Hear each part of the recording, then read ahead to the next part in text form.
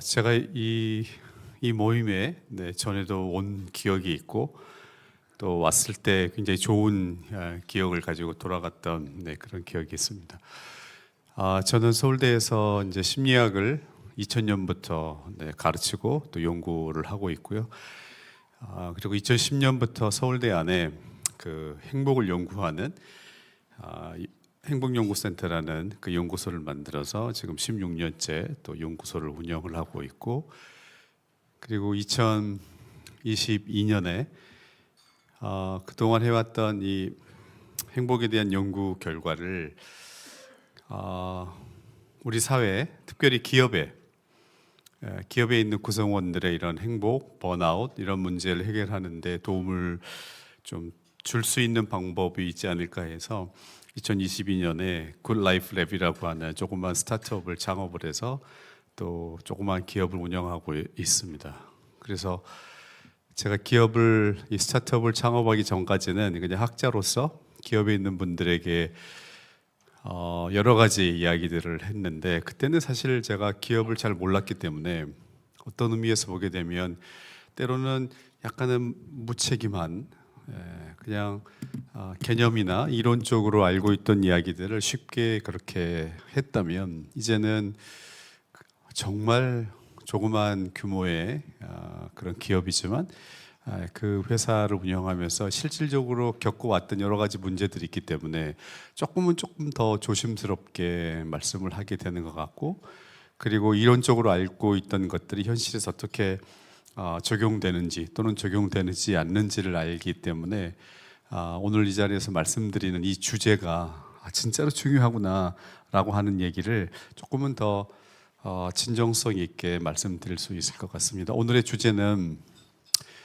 사실 기업의 경쟁력, 기업에서 좋은 성과를 내는 이 경쟁력의 가장 핵심이 뭘까 생각해 보면 여러 가지가 있겠지만, 제가 보기에는, 그리고 여기 많은 분들이 동의하시겠지만, 리더의 올바른 판단 능력, 리더의 캐릭터, 리더가 어떤 비전을 가지고 있는가, 또 리더가 어떤 성격과 가치관을 보유하고 있는가, 그래서 회사에서 함께 일하는 사람들에게 어떤 영감을 줄 수 있는가라고 하는 문제가 어떻게 보면 가장 중요한 문제라고 아마 다 같이 동의를 하실 겁니다. 지난 몇 달 동안 우리나라에서 있었던 여러 가지 일들, 또 해외에서 있었던 여러 가지 사건들을 보면서 그 어느 때보다도 리더 한 사람의 판단과 리더 한 사람의 가치, 리더의 어떤 캐릭터가 많은 사람들에게 얼마나 큰 영향력을 행사하고 있는가를 우리는 절실하게 경험하고 있습니다. 그래서 오늘은 우리가 운영하고 있는 이 기업이 우리가 원하는 수준의 훌륭한 회사가 되기 위해서 리더들이 어떻게 자기 자신을 잘 관리해야 되는지, 특별히 리더의 이 정신건강의 문제를 어떻게 관리해야 되는지라고 하는 문제를 조금 다뤄보려고 합니다. 사실 기업의 리더는 늘 언제나 도전에 직면해 있고, 또 그 시대마다 엄청나게 많은 그 어떤 상황, 시대적인 특징에 의해서 영향을 받는 존재이지만, 우리가 살고 있는 현 시대, 특별히 조직의 리더가 경험하고 있는 우리 시대의 특징을 보게 되면 몇 가지 특징이 있는 것 같습니다. 특별히 정신건강의 측면에서, 정신건강이 아닌 측면에서 우리 시대를 하려면, 예를 들면 정치학 하는 분들은 그런 관점에서 우리 시대를 규정할 거고, 또 경제학 하시는 분들은 그런 관점에서 규정하실 텐데, 이제 행복을 연구하는 학자의 입장에서 이 시대의 특징을 몇 가지로 규정을 해보자면 다음과 같이 규정할 수 있지 않을까라는 생각을 합니다. 첫 번째는 완벽주의가 인류 역사상 가장 극대화되어 있는 그런 시대입니다. 그러니까 우리 모두에게 완벽주의가 극대화되어 있습니다. 전에는 완벽주의 성향을 가지고 있는 어떤 소수의 개인적인 특징이라고 생각을 했습니다. 그래서 완벽주의를 어떤 병으로 우리가 치부하지는 않지만 일종의 강박적인 어떤 특징의 하위 영역으로 보면서 이런 완벽주의 성향이 있는 소수에게 일어나는 문제들을 연구하는 쪽으로 연구가 이루어져 왔다면, 지금은 소수의 문제가 아니라 시대정신이 된 것 같습니다. 그래서 심지어 우리는 인터뷰 장면에서 인터뷰하는 사람이 그 인터뷰에 참여한 사람에게 여러 가지 얘기를 하고 한 다음에 혹시 본인 성격의 단점이 뭐라고 생각하십니까? 라고 질문을 하게 되면 꽤 많은 사람들이 제가요 완벽주의 성향이 좀 있습니다라고 약간 자랑스럽게 이야기를 합니다. 진짜 단점이라면 숨겨야 함에도 불구하고 자기를 드러냅니다. 제가 좀 완벽주의 성향이 있습니다라고. 그렇게 하는 이유는 완벽주의가 우리 시대에서 바라는 어떤 특징이 됐기 때문에 숨기지 않고 이야기하는, 우리가 자랑스러워하는 단점이 됐다. 그렇게 완벽주의가 시대 정신이 됐고, 특별히 그런 영향권 속에, 영향력 하에 리더들이 처해 있다라고 볼 수가 있습니다. 그래서 이 완벽주의라고 하는 게 한편으로는 우리의 성취를 만들어내는 굉장히 강력한 동인으로 작동하지만, 또 한편으로는 우리의 어떤 정신 건강을 해칠 수 있는 그런 위험한 특징이기 때문에, 이런 완벽주의 시대에서 조직의 리더들은 어떻게 이 문제를 극복하는 게 좋을까라고 하는 얘기를 해보려고 하고요. 두 번째, 우리 시대의 특징은 모두가 시간 빈곤에 시달리는 시대가 됐습니다. 인류는 빈곤의 문제를 해결하기 위해서 기술을 발전시키고 과학을 발전시키고, 그리고 그 결과로 인해서 우리는 사실 물질적으로 그 어느 시대보다도 역사상 가장 풍요로운 시대에 살고 있습니다. 그런데 그런 물질적인 풍요로움을 이루기 위해서 우리가 점점 잃어가고 있는 것 중에 하나가 시간입니다. 우리는 시간이 없다라는 이야기를 달고 삽니다. 시간이 없기 때문에 오늘 또 이렇게 아침 일찍 조참 모임을 하고 있는지도 모르겠습니다. 이 일이 지나가면 조금 더 여유로워지면 이제 뭔가를 하겠다라고 하는 생각들을 늘 가지고 살아갑니다. 뿐만 아니라 우리는 거기에 한술 더해서 이제는 시간 빈곤, 바쁘다라고 하는 것이 우리의 지위의 상징이 된 시대에 살고 있습니다. 그래서 예를 들면 저 같은 사람을 외부에서 이렇게 초대해서 강의를 할 때 소개하시는 분들의 단골 멘트 중에 하나가 정말 모시기 힘든 분을 모셨습니다. 이분이 진짜 바쁜 분인데 오늘 오셨습니다라고 소개를 합니다. 어떤 사람이 중요하다라는 것은 그 사람이 꼭 바쁘다라는 걸 이야기를 합니다. 회사에서도 직급이 올라가서 리더가 됐다라는 것은 그 사람이 바쁘다라는 걸 의미를 합니다. 그래서 우리 머릿속에 어떤 사람의 가치와 그 사람의 바쁘다라고 하는 것이 거의 동일시되어 있기 때문에 우리는 리더가 되면서 우리 스스로를 바쁘게 만듭니다. 회의를 일부러 잡습니다. 자기 스케줄북에 빈 공간이 있을 때 불안을 느끼고 그것을 채우기 위해서, 중요하기 때문에 회의를 잡는 게 아니라 자기 자신을 바쁘게 만들기 위해서, 그래서 바쁘게 움직이고 있으면 내가 잘 살고 있다라는 느낌을 갖는 그런 일들이 우리에게 벌어지고 있는데, 사실 정신건강의 측면에서 가장 안 좋은 것 중에 하나가 시간에 쫓기고 있다라는 그런 주관적인 느낌입니다. 그래서 이런 문제를 우리가 어떻게 해결할 것인지. 세 번째 특징 중에 하나는 우리의 관계가 점점 빈곤해지고 있습니다. 일을 많이 하기 때문에, 돈을 벌어야 하기 때문에 정말 우리에게 소중한 관계들과의 접촉이 줄어들고 있고, 또 그 관계의 질들이 나빠지고 있다. 이 관계의 문제가 얼마만큼 중요하고, 따라서 우리는 무엇을 해야 될 것인지. 그리고 마지막으로 심각한 문제입니다. 사실 아마 오늘 여기 오신 분들은 이 문제를 어느 정도는 해결하고 계실 텐데, 의외로 많은 분들이 일하느라 바빠서 시간이 없어서 몸을 움직이는 걸 덜 합니다. 특별히 우리가 가지고 있는 이 스마트폰으로 인해서 많은 것들을 이 안에서 해결할 수 있기 때문에 우리의 운동량이 부족해지고 있다라고 하는 이런 것들이 사실 우리의 정신 건강에 굉장히 부정적으로 작동하고 있고, 그리고 리더의 정신 건강이 안 좋아진다라는 것은 기업에 있어서 사실 결정적인 어떤 위험 요인이 된다라고 해볼 수가 있습니다. 그래서 오늘은 완벽주의 얘기를 먼저 좀 해보려고 하는데요. 우리 모두가 꿈꾸는 우리의 모습입니다. 완벽한 리더가 되고 싶다. 일을 잘 해내고 싶다. 기획을 잘할 뿐만 아니라 실행도 잘하고 싶다. 전문성도 완벽하게 갖추고 있지만 사람들과의 기업 내에서 완벽한 관계를 맺고 싶다라고 하는 이 완벽주의가 만약에 우리에게 없다면, 여러분과 저에게 없다면 아마 오늘 이 자리에 우리는 없을 겁니다. 이 자리에 있는 이유도 사실은 우리가 완벽한 더 좋은 리더가 되기 위해서 이 자리에 있을 겁니다. 따라서 완벽주의가 가지고 있는 이 긍정적인 장점을 일단 인정하면서도 이 완벽주의가 가지고 있는 우리에게 작동하고 있는 이 함정을 조금 이해해 볼 필요가 있을 것 같습니다. 언제부터인지 우리 사회에서는 평균, 보통 이라고 하는 말이 기피의 대상이 됐고 심지어 때로는 부끄러움의 대상이 됐습니다. 당신은 어떤 사람입니까? 라고 얘기했을 때 저는 그냥 평범한 보통 사람입니다 라고 얘기하는 것이 자랑스러운 게 아니라 어쩌면 내가 루저일지도 모른다라는 두려움 속에서 내뱉는 말이 됐다라는 겁니다. 회사가 어떻습니까? 우리는 그냥 보통 회사입니다 라고 얘기하는 게 부끄러운 그런 뉘앙스로 전달이 되게 됐고, 그래서 우리는 이런 보통의 삶을 살고 있다는 것을 두려워하는 걸 나타내는 용어까지 이제는 갖게 됐습니다. 코이노포비아라고 하는 말은 어떤 사람이 보통의 삶을 살고 있는 것에 대해서 가지고 있는 두려움을 지칭하는 말이 됐습니다. 어쩌다 우리는 보통이나 평균을 이렇게 두려워하게 됐을까? 완벽주의의 가장 큰 특징입니다.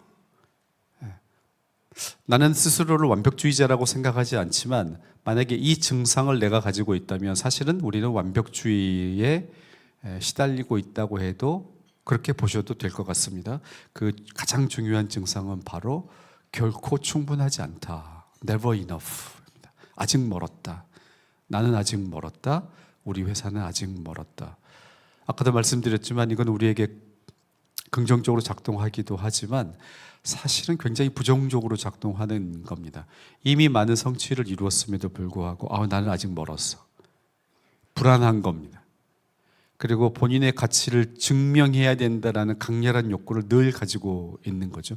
그렇기 때문에 그 개인의 내면은 늘 인시큐어한 상태에 있게 됩니다. 아직 멀었어. 나는 아직 멀었어. 이런 형벌을 받은 그림에서 보시다시피 시지프스의 형벌을 받은 사람처럼 우리는 완벽주의의 형벌을 받은 것처럼 늘 나는 아직 멀었다, 이것도 부족하다라고 하는 생각을 가지고 살고 있는 것처럼 보입니다. 우리 사회에서 사람들이 보이고 있는 이런 행동들이나 생각을 보게 되면 진짜 우리는 완벽주의 시대에 살고 있다는 생각을 하게 됩니다. 출산을 완벽하게 하고 싶어 합니다. 원하는 시간에 원하는 장소에서 출산을 하고 싶어 하고 원하는 곳에서 산후조리를 하고 싶어 합니다.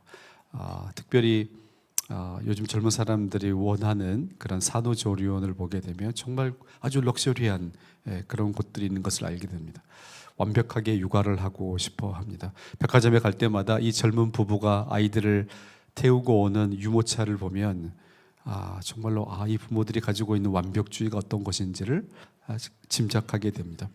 직장에서도 일을 완벽하게 하고 싶지만 동시에 본인의 워라밸을 충분히 그리고 아주 이상적으로 즐기고 싶어 합니다. 만약에 결혼을 한다면 완벽한 배우자가 되고 싶어 합니다. 만약에 아이를 낳아서 부모가 된다면 완벽한 부모가 되려고 노력하는 것 같습니다. 결혼이나 어떤 롱텀 관계를 피하는 분들, 이분들은 또 나름대로 완벽한 싱글의 삶을 살고 싶어 합니다. 휴가도 완벽하게 보내고 싶어 하고, 중년이 되면 완벽한 중년을 보내고 싶어 하고, 노년이 되면 완벽한 노년을 보냈으면 좋겠고, 완벽한 할아버지와 할머니가 되고 싶어 합니다. 여기 이제 성장한 자녀가 있는 분들은 아시겠지만 우리의 자녀가 이제 결혼을 해서 손자 손녀를 낳는다면 라는 생각을 하면서 내가 완벽한 할아버지 할머니가 되기 위해서 나는 뭘 갖춰야 될지 이런 아마 상상과 고민을 많이 하실 겁니다. 그리고 급기야 우리는 well dying, 완벽하게 죽기를 원합니다. 이 모든 것들을 통해서 우리가 꿈꾸고 있는 이 완벽한 행복이라고 하는 어떤 이상을 쫓느라고 우리의 삶은 한편으로는 좋아지고 있지만 또 한편으로는 굉장히 안 좋아지고 있습니다. 완벽주의를 심리학자들은 세 가지 요소를 가지고 있다라고 얘기를 하고 이 세 가지 요소들을 반복해서 측정을 합니다. 그래서 이 세 가지 요소가 시대에 따라서 어떻게 변하고 있는지를 동일한 척도를 이용을 해서 계속 분석을 하고 있는데, 그래프가 폰트가 작아서 안 보이시겠지만 왼쪽에 있는 첫 번째 그래프는 완벽주의의 첫 번째 파트를 측정한 결과입니다. 이 첫 번째 파트는 자기 자신이 스스로에게 가지고 있는 높은 기대와 그 기대를 달성하고 있지 못하다고 스스로 생각하고 있기 때문에 본인에게 내리고 있는 부정적인 평가를 이야기를 합니다. 보통 우리가 생각하는 완벽주의의 모습입니다. 나는 이래야 돼 라고 하는 높은 기준을 스스로에게 부과하고 그 기준을 내가 스스로 달성하고 있지 못하다고 생각하기 때문에 스스로에게 가지고 있는 부정적인 평가, 이 완벽주의도 완만하게 X축이 지금 시간인데요. 시대에 따라서 상승하고 있는 것을 볼 수 있습니다. 두 번째는 훨씬 더 급상승하고 있는데 이 두 번째 완벽주의 요소는 우리 사회가 회사로 치면은 우리 조직이 나에 대해서 가지고 있다고 내가 믿는 높은 기준과 그 기준을 내가 달성하고 있지 못하다고 생각하고 있기 때문에 내가 스스로에 대해서 느끼고 있는 부정적인 감정이나 평가를 의미합니다. 근데 이 두 번째 요소가 다른 어떤 두 가지 완벽주의 요소에 비해서 훨씬 더 가파르게 상승하고 있는 것을 보실 수가 있습니다. 세 번째 그래프는 완벽주의의 세 번째 얼굴인데 이 세 번째는 타인이 나에 대해서 가지고 있다고 생각하는 높은 기준일 뿐만 아니라 이 세 번째는 내가 타인에 대해서 가지고 있는 높은 기준입니다. 이 정도는 일을 해야 될 거라는 높은 기준을 우리는 가지고 있습니다.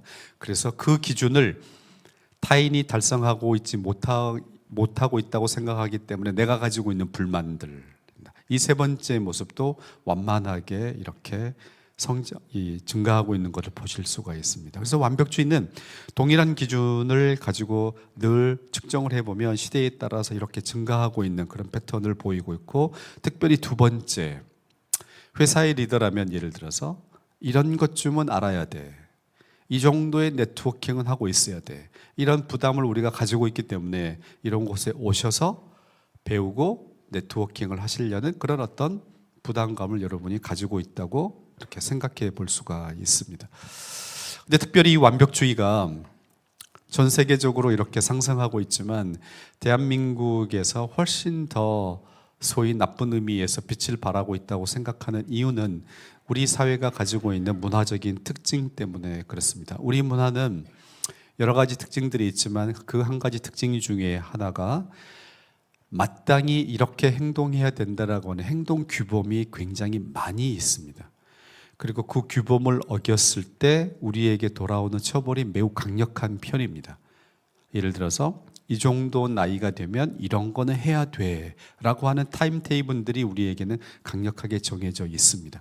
술을 마실 때 따라야 되는 주도라는 게 있습니다. 아랫사람과 윗사람이 만나면 이렇게 행동해야 돼, 이렇게 행동하면 안 된다라고 하는 규범이 강력하게 존재합니다. 이런 규범들이 너무나 많이 존재하고 그런 규범을 깼을 때 돌아오는 처벌이나 비난이 강력하기 때문에 우리 사회는 실패하기가 매우 쉬운 사회에 살고 있는 것과 같은 모습을 띠고 있습니다. 마치 여기 골프 치시는 분들은 아시겠지만 굉장히 페어웨이가 좁은 골프장에서 티샷을 날리는 것과 같은 불안 속에 우리가 살고 있는 겁니다. 바로 엊그제만 해도 젊은 연예인이 스스로 목숨을 끊었습니다. 네, 그 연예인의 어떤 언행이나 사생활에 대한 비난이 사실 굉장히 지나친 면이 있었던 거죠. 한 사람이 조금이라도 실수하게 되면 거의 재기가 불가능할 정도의 사회적 비난들이 우리 사회에 존재합니다. 이런 시대에 우리가 살고 있기 때문에 전 세계에서 불고 있는 이 완벽주의가 결합하면서 우리는 그 어느 사회보다도 실패해서는 안 된다라고 하는 이 완벽주의의 이상을 실현해야 된다라는 어떤 과도한 부담감을 가지고 있는 것처럼 보입니다. 기업의 리더들은 역시 그 중심에 있습니다. 이 기업의 리더들은 이제는 일만 잘해야 되는 게 아니라 구성원들 잘 돌봐야 되고 뿐만 아니라 사회적 책임을 다해야 된다라고 하는 부담까지 떼어안게 됐다라고 이야기할 수가 있습니다. 특별히 완벽주의의 세 가지 요소 중에서 두 번째 요소가 급상승하고 있다라고 말씀을 드렸습니다. 이 사회가 그리고 주변 사람들이 우리에 대해서 가지고 있는 높은 기대, 그런데 나는 그 기대를 충족하고 있지 못하다라고 하는 불안, 그래서 우리는 타인의 눈에 대해서 굉장히 신경을 많이 쓰는 그런 상황에 우리가 살고 있는데요. 최근에 미국에서 아마 이분의 강의나 또 책을 접해보신 분들이 아마 몇 분은 계실 텐데, 우리로 치면은 지금 우리 사회에서 소위 이런 자기개발 분야에서 가장 영향력 있는 여성분이 누구일까 여러분에게 질문을 던지면 아마 김미경 작가나 또 오은영 박사 이런 분들 아마 떠올리실 겁니다. 근데 미국에서 가장 지금 선풍적인 인기를 끌고 있는 이 자기계발 분야의 여성이 바로 이 멜 로빈슨이라고 하는 여성입니다. 이 멜 로빈슨이라고 하는 분은 그냥 평범한 여성이었습니다. 가정을 꾸리고 있는 여성이었는데 40대 빚이 좀 많았던 그냥 보통 우리가 볼 수 있는 그런 분이었는데 이분이 우연한 기회에 강의를 한번 하게 됩니다. 근데 그 강의의 내용이 굉장히 많은 사람들에게 호응을 불러일으키면서 이제 급기야 이분이 책을 썼는데 그 책의 제목이 The Let Them Theory입니다. Let Them Theory인데 이분은 학자가 아니기 때문에 이분이 하는 이야기는 사실 이론이라고 얘기할 수는 없고 그냥 본인이 이론이라고 이름을 붙인 겁니다. Let Them. 영어에서 우리가 Let Them이라는 말을 쓸 때는 그 사람들로 하여금 let them 다음에 어떤 동사 같은 걸 쓰는 거죠. 그래서 그 사람들은 그렇게 하라 그래 이런 뜻입니다. let them, 그 사람들은 그냥 그렇게 하라 그래. 그래서 이분이 얘기하고 있는 이 let them theory를 자세히 들여다보면 이 말은 마치 우리 사회에서는 가장 익숙한 표현이 뭐냐면 우리 가수 중에 양희은 여러분 잘 아실 텐데요. 이 가수 양희은 씨가 늘 했던 말이 그러라 그래. 남들이 뭐라 그러면 그 사람들은 그러라 그래. 그러니까 신경 쓰지 마 이런 뜻입니다. Let them. 그 사람들은 그러라 그래. 이 완벽주의, 특히 사회가 타인이 우리에게 부과하고 있는 지나치게 높은 기대와 그 기대를 충족시키지 못하고 있기 때문에 내가 가지고 있는 불안이 있는데 이 불안을 어떻게 해결할 거냐. 근본적인 해결책은 일단 내버려 두고 당장 급하게 해결할 수 있는 퀵픽스에 해당하는 것 중에 하나로 스스로에게 외울 수 있는 주문으로 멜 로빈슨이라고 하는 분이 얘기하고 있는 게 뭐냐면 Let them. 그 사람들은 그냥 그러라 그래 라고 하는 걸 이야기를 하고 있는데 꽤 설득력 있고 효과가 있는 주문인 것 같습니다. 그래서 아주 근본적인 이야기를 하기 전에 먼저 이거를 소개해 드립니다. 우리 스스로가 타인이 그리고 사회가 우리가 부과하고 있는 높은 기준 때문에 내가 고전하고 있다면 Let them. 사람들은 그러라 그래. 이렇게 한 번씩 스스로에게 주문을 외우셔도 될 것 같습니다. 완벽주의를 우리가 해결하기 위해서 조금 더 근본적으로 해결하기 위해서는 우리에게 주어져 있는 것들에 대해서 내가 맡고 있는 어떤 일이나 내가 가지고 있는 어떤 환경에 대해서 조금은 만족하는 게 필요한데 사실은 굉장히 말은 쉽지만 실천하기가 좀 어렵습니다. 근데 이거를 좀 잘 실천하고 있는 사람의 모습을 보면 때로는 우리에게 그게 도움이 될 때가 있습니다. 우리 사회에서 완벽주의와 완벽하게 거리가 있어 보이는 사람들이 제법 있습니다. 그런데 연예인들 중에서 저 사람은 완벽주의하고 진짜 거리가 있어 보인다라고 쉽게 떠올리는 아마 사람이 여러분 머릿속에도 누군가가 있을 겁니다. 혹시 생각나는 분 혹시 있으세요? 저 사람은 진짜 완벽한 것 같지 않은데 그래도 잘 나가는 것 같아 이렇게 떠오르는 분. 네, 제가 이제 이렇게 그 젊은 분들에게 한번 강의를 했더니 기안84 이렇게 얘기를 했는데 제가 기안84 얘기를 하려고 하는 건 아니고 김종민이라는 여러분 가수 겸 예능인을 아실 겁니다. 이 영상이 지금 작동되는지 제가 돌려는 봐야 될 텐데요. 이 김종민이라는 예능인이 MBC의 그 라디오스타에 이렇게 출연을 했습니다. 그 호스트 중에 한 사람이 김구라인데 이 김구라 씨가 김종민에게 이제 이렇게 질문을 합니다. 1박 2일이라는 프로그램을 18년 동안 했습니다. 그리고 그 중간에 연예대상도 받았고 그러니까 18년 동안 페이가 출연료가 얼마나 많이 올랐느냐 꽤 많이 올랐지 않겠냐라는 이야기를 지금 하는 겁니다. 그렇게 얘기를 했더니 거기에 대해서 김종민 씨가 답을 하는 모습인데요. 네, 보겠습니다.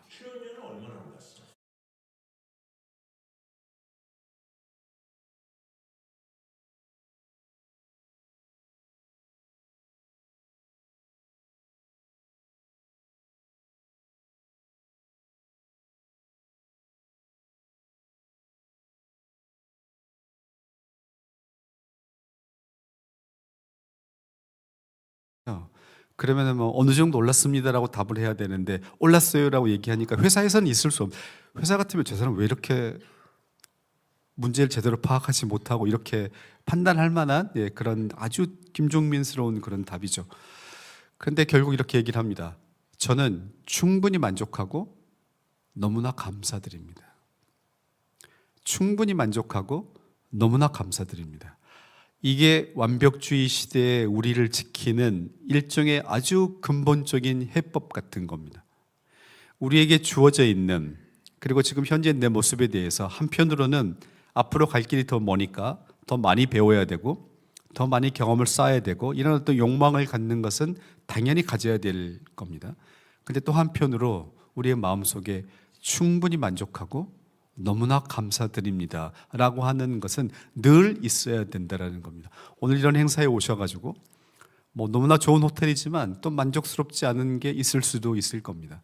식사를 하셨지만 조금 부족한 게 있을 수도 있을 겁니다. 행사도 그렇고 제 강의도 그렇고, 그럼에도 불구하고 충분히 만족하고 너무나 감사한다라고 하는 이 어떤 마음의 태도는 늘 가지고 가야 된다. 이 마음과 더 배워야 된다라고 하는 마음이 동시에 균형 있게 존재해야 되는데 우리의 마음에는 충분히 만족하고 너무나 감사드린다라는 마음은 없는 상태에서 늘 더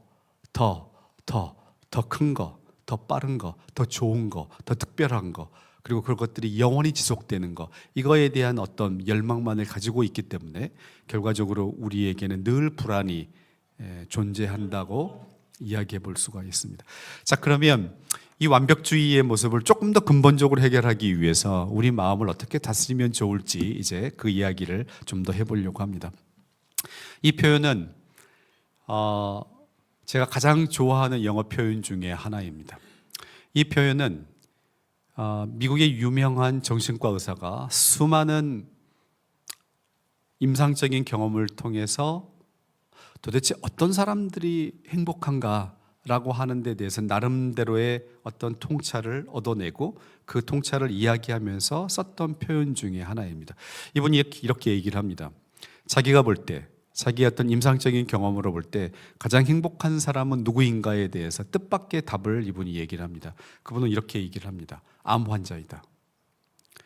사실 암은 우리 모두가 피하고 싶은, 불행의, 어떻게 보면 불행으로 가는 가장 지름길이 암일지도 모른다는 생각을 우리가 가지고 있기 때문에 암과 행복을 연결하는 것은 되게 무리입니다. 그런데 이분이 그렇게 얘기했던 이유는 모든 암 환자가 그런 건 아니지만 자기가 암에 걸렸다는 사실을 수용하고 그리고 자기의 삶을 다시 살고 있는 사람들, 그 사람들이야말로 가장 행복하게 살고 있는 것처럼 보인다라는 이야기를 지금 하는 겁니다. 그런데 도대체 그 사람들이 왜 그런가에 대해서 이 답을 내놓습니다. 사실 우리가 인생에서 가지고 있는 많은 이런 심리적인 정신적인 문제들은 사소한 것을 사소한 것으로 치부할 줄 모르기 때문에, 사실은 사소한 것이었는데 그것을 큰 문제인 것처럼 확대해서 해석하기 때문에 생기는 문제이다. 어떤 사람에게 우리가 가지고 있는 화나 실망이 있어서 이메일이나 카톡이나 문자를 보낼 때가 있습니다. 보내지 말아야지라고 생각하면서도 내 분을 이기지 못해서 보내고 나서 바로 그 순간 후회할 때가 아마 여러분들에게도 있었을 겁니다. 저도 마찬가지입니다. 같이 일하는 대학원생들이나 직원들이 제 기준에 도달하지 못했을 때 참다가 도저히 안 돼서 한마디를 하거나 카톡을 보내거나, 그런데 그러고 나서 후회할 때가 저는 제법 있었습니다. 지나고 나면 별건 아닌데, 그리고 사실 별거 아니었는데 그것을 별것이라고 생각을 해서 내 감정을 드러내는, 사소한 것을 사소한 것으로 치부할 수만 있다면 인생의 웬만한 문제들은 해결될 수 있다는 게 그 정신과 의사의 통찰이고, 그리고 이와 관련된 많은 연구들이 공통적으로 내리고 있는 결론입니다. Trivialize the trivial. The trivial. Trivial이라는 게 영어로 사소하다라는 거잖아요. 사소한 것을 사소한 것으로 치부할 수 있었으면 좋겠다. 리더가 일을 하면서 경험하고 있는, 받고 있는 스트레스의 상당 부분은 일과 관련된 것들이 아닙니다. 여러분도 느끼실 거예요. 사람들과 관련된 문제들, 별거 아닌 어떤 문제들로 인해서 본질적인 것이 아닌 비본질적인 것으로 인해서 스트레스를 받는 경우가 사실 거의 대부분입니다. 사소한 것을 사소한 것으로 치부할 수만 있다면 도대체 그런 걸 그러면 어떻게 할 수 있느냐? 우주 비행사들이 지구를 떠나서 이 우주 공간에 갔을 때 저 밑에 있는 지구를 보면서 느꼈던 신비한 어떤 느낌들, 신비한 생각들이 공통적으로 있었습니다. 그래서 이 우주 비행사들이 모여서 이야기를 합니다.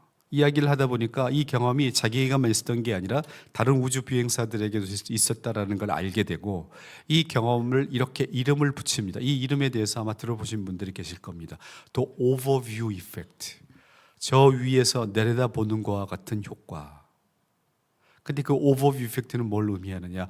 저 위에서 지구를 내려다보니까 우리가 저기에 살면서 매일매일 고민하고 갈등하고 싸웠던 것들이 별거 아니구나. 저 좁은 땅덩어리에서 우리가 그렇게 갈등하고 있었던 게 사실은 별거 아니구나라는 것을 느끼게 되더라는 겁니다. 멀리 떨어져서 저 위에서 보게 되면 사소한 것들이 사소한 것으로 보이기 시작한다. 그런 의미에서 이름을 오버뷰 이펙트라고 부르고 이 우주 비행사들이 모여서 책을 함께 써내게 되고 이 오버뷰 이펙트라는 게 그 책의 제목이 되었습니다. 막상 읽어보시면 그렇게 막 재미있는 책은 아닙니다. 그러나 이 이름 자체가 우리에게 던지고 있는 메시지가 있습니다. 그래서 우리도 우주 비행사처럼 저 위에서 보는 것과 같은 경험을 좀 할 필요가 있는데 우리 중에 모두가 우주로 갈 수는 없으니까 그러면 가장 가깝게 할 수 있는 것 중에 하나가 뭐냐면 여행을 가는 겁니다. 일상으로부터 조금 떨어져서 거리를 두고 보는 어떤 습관들을 갖게 되면 사소한 것들이 사소하게 보이기 시작한다. 여행을 가는 것 말고 우리가 할 수 있는, 우리가 마음으로 좀 할 수 있는 것들이 뭐가 있을까? 사소한 것을 사소한 것으로 보는 사람들의 큰 특징 중에 하나는 그 사람의 의식 속에는 자기보다 더 큰 존재가 있다라는 자각을 늘 가지고 있다라는 특징이 있습니다. 종교를 가지고 있는 분들은 아마 이 생각이 낯설지가 않을 겁니다.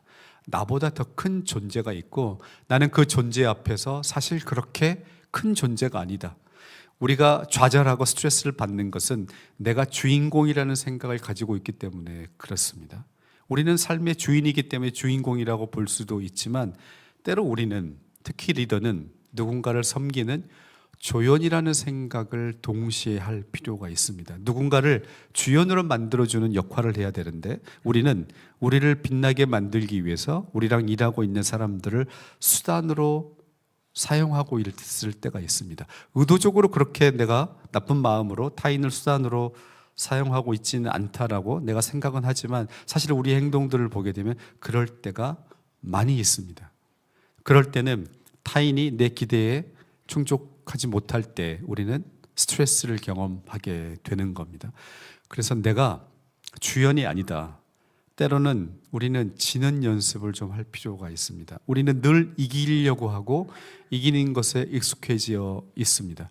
리더가 되면 될수록 우리는 늘 이기는 경험들을 합니다. 내가 계획을 세우고 계획한 대로 실행을 하고 그래서 어느 정도 성과가 나고 그리고 원하는 대로 때로는 성과가 안 날 때는 경제 상황을 탓하면서 내 책임이 아니다라고 우리를 보호하기 때문에 우리는 늘 이깁니다.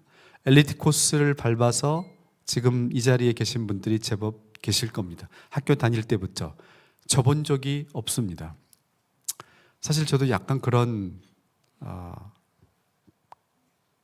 경험이 좀 많은 편입니다. 제가 스스로를 보면서 저에게 있는 가장 큰 문제, 질 줄 모른다, 져본 적이 없다. 이게 얼마만큼 타인의 눈에 오만하게 그 사람을 만들고 심지어는 재수없게 보이도록 만드는가. 근데 그걸 넘어서서 스스로를 취약하게 만듭니다. 져본 적이 없기 때문에 질 수밖에 없는 상황이 오게 되면 무너지기가 쉽다라는 겁니다. 나보다 더 큰 존재가 존재하고 그리고 가끔은 지는 연습. 이 지지 못하는 사람들은 중요하지 않은 영역에서도 안 지려고 합니다. 골프를 칠 때도 이기려고 합니다. 취미 생활에서도 이기려고 합니다. 사실 취미가 우리를 자유롭게 하는 이유는 취미는 평가와 경쟁의 장면이 아니기 때문에 늘 평가받고 경쟁하는 삶에서 살고 있었던 우리를 일종의 무장해제시키면서 우리에게 힐링을 가져다 주는 게 취미이기 때문에 취미가 그렇게 중요한데 이런 사람들은 취미에서도 이기려고 합니다. 우리는 이제는 지는 연습을 좀 할 필요가 있습니다. 이 지는 연습을 하기 위해서 또 도움이 되는 우리의 깨달음 중에 하나는 우리 삶에는 우연히 일어나는 일들이 제법 있다. 우리는 선형적인 사고를 가지고 있습니다. 내가 노력하고 내가 능력을 키우면 반드시 그에 해당하는 결과물이 나온다라고 하는 아주 선형적인 사고를 가지고 삽니다.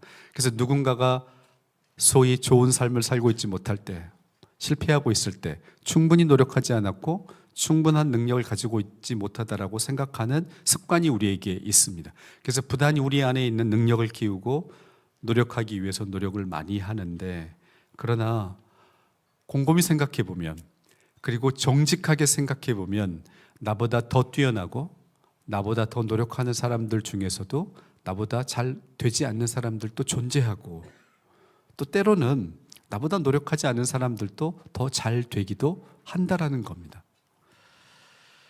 찰리 먼거라고 하는, 여러분이 잘 아시는 세계적인 투자자이자 워런 버핏의 친구인 분이 있습니다. 23년 말에 100세를 불과 며칠 앞두고 세상을 떠났습니다. 세계적인 사업가, 투자가이니까 돈도 어마어마하게 벌었습니다. 장수했습니다. 아마 이 방에 있는 그 어떤 분보다 성공했다라고 이야기할 수 있는 분입니다. 이분이 세상을 떠나고 미국의 메이저 신문들, 모든 메이저 신문들의 부고 기사가 실렸습니다. 저는 그 부고 기사 중에서 워싱턴 포스트에 실린 부고 기사를 아주 인상 깊게 읽었습니다. 그 워싱턴 포스트 부고 기사에는 찰리 먼거와 인터뷰를 그 전에 했었던 그 내용이 일부 소개가 되어 있었습니다. 그 인터뷰에서 기자가 찰리 먼거에게 질문을 이렇게 했습니다. 본인이 보니까, 이 기자가 보니까 요즘 사람들은 자기가 성공하게 되면 전부 그 성공이 자기 탓이다라고 사람들에게 말을 한다라는 겁니다. 내가 능력이 뛰어난 사람이었다. 혹은 내가 당신들이 놀 때 놀지 않고 당신들이 잘 때 자지 않고 나는 이랬던, 이런 자기의 노력을 내세운다. 선생님은 어떻게 생각하시나요? 선생님은 그 누구보다도 성공했는데 도대체 성공에 대해서 전적으로 자기의 능력과 자기의 노력이라고 이야기하는 이 시대의 풍조에 대해서 어떻게 생각하십니까? 라고 질문을 합니다. 그 질문의 내용이 이 첫 번째 문장입니다. 원문을 그대로 가져왔습니다. 사람들이 전부 자신의 성공을 solely, 전적으로 자기의 brilliance, 내가 얼마나 능력 있고 뛰어난 사람인가, hard work, 내가 얼마나 노력했나, 이걸로 설명하는데 What do you think? 선생님 생각은 어떻습니까? 우리 좀 귀담아 들어야 되지 않겠습니까? 우리가 그렇게 원하는 성공을 이루고 그리고 그렇게 축복을 받아서 오래 산 이 사람이 이거에 대해서 어떻게 생각하는가?